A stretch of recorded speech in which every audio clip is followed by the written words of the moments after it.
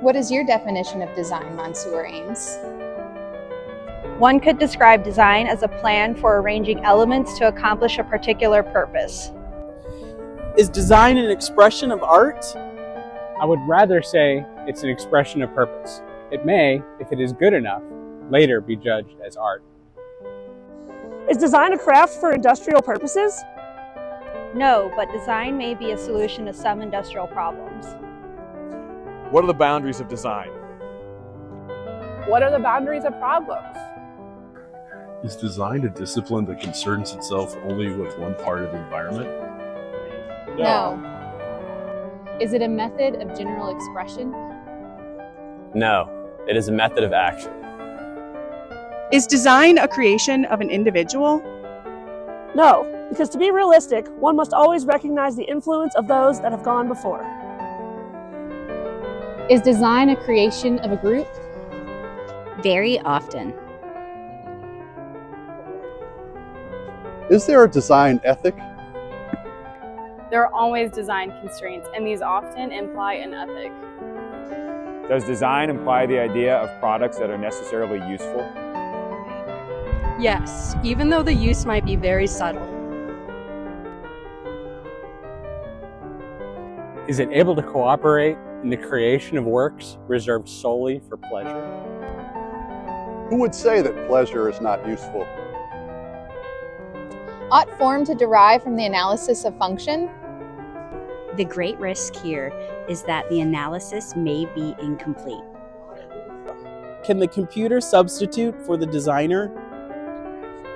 Probably in some special cases, but usually the computer is an aid to the designer.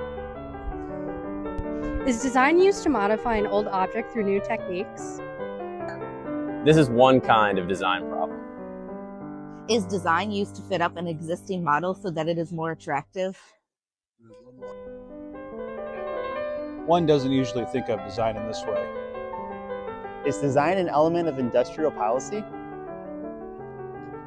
If design constraints imply an ethic, and if industrial policy includes ethical principles, then yes, design is an element in an industrial policy.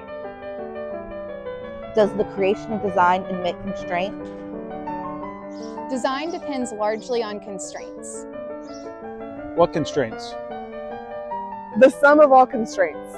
Here is one of the few effective keys to the design problem: the ability of the designer to recognize as many of the constraints as possible, his willingness and enthusiasm for working within these constraints. Does design obey laws? Aren't constraints enough? Are there tendencies in schools in design? Yes, but these are more of a measure of human limitations than ideals. I want to do one where it's the goose and it has like subtitles of what the goose is saying. Some needs are ephemeral. Most designs are ephemeral. Ought design to tend towards the ephemeral or towards permanence? How would you define yourself with respect to a decorator, an interior architect, a stylist? I wouldn't. To whom does design address itself? To the greatest number? To the specialist or the enlightened amateur? To a privileged social class? Design addresses itself to the need. Having answered all these questions, do you feel you've been able to practice the profession of design under satisfactory conditions or optimum conditions? Yes. Have you been forced to accept compromises? I don't remember ever being forced to accept compromises, but I have willingly accepted constraints.